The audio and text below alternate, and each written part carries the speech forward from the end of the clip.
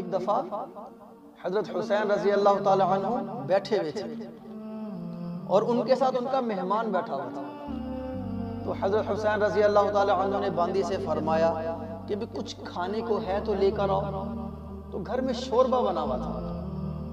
تو باندی گئی، شوربہ گرم کیا، پیالے میں ڈالا اور لے کر آ رہی ہے. جب قریب پہنچی تو ٹھوکر لگی اور ٹھوکر لگنے کی وجہ سے شوربہ حضرت حسین رضی اللہ تعالی عنہ کے اوپر گر گیا. کپڑے خراب، گرم شوربہ. حضرت حسین رضی اللہ تعالی عنہ نے فوراً غصے میں دیکھا، جلال میں آگئے، فوراً غصے میں دیکھا. جب باندی نے دیکھا کہ غصے میں ہے تو فوراً قرآن کی آیت پڑھی وَالْقَاظِمِينَ الْغَيْظَ کہ اللہ کے پسندیدہ لوگ تو وہ ہوتے ہیں جو غصے کو پی جاتے ہیں. حضرت حسین رضی اللہ تعالی عنہ نے جب آیت کو سنا تو فوراً غصے کو پی گئے، غصہ ختم کر دیا. جب باندی نے دیکھا کہ غصہ تو ختم ہو گیا ہے، اب اس کے دل میں آئی کہ پتہ نہیں معاف کیا کہ نہیں کیا، تو فوراً قرآن کی آیت کا اگلا حصہ پڑھا وَالْعَافِينَ عَنِ النَّاسِ کہ اللہ کے پسندیدہ لوگ تو وہ ہوتے ہیں جو لوگوں کو معاف کر دیا کرتے ہیں، حضرت حسین رضی اللہ تعالی عنہ نے فوراً فرمایا کہ جا میں نے تجھے معاف کیا.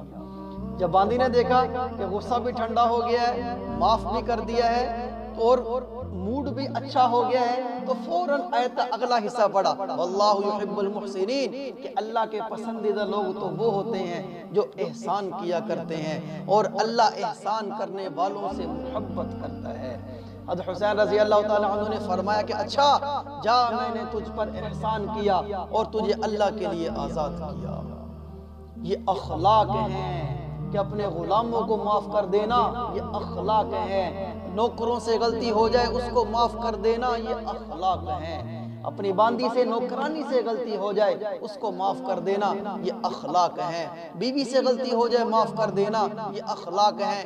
بھائی سے غلطی ہو جائے اس کو معاف کر دینا، یہ اخلاق ہیں. رشتہ داروں سے غلطی ہو جائے اس کو معاف کر دینا، یہ اخلاق ہیں. یہ اخلاق ہیں.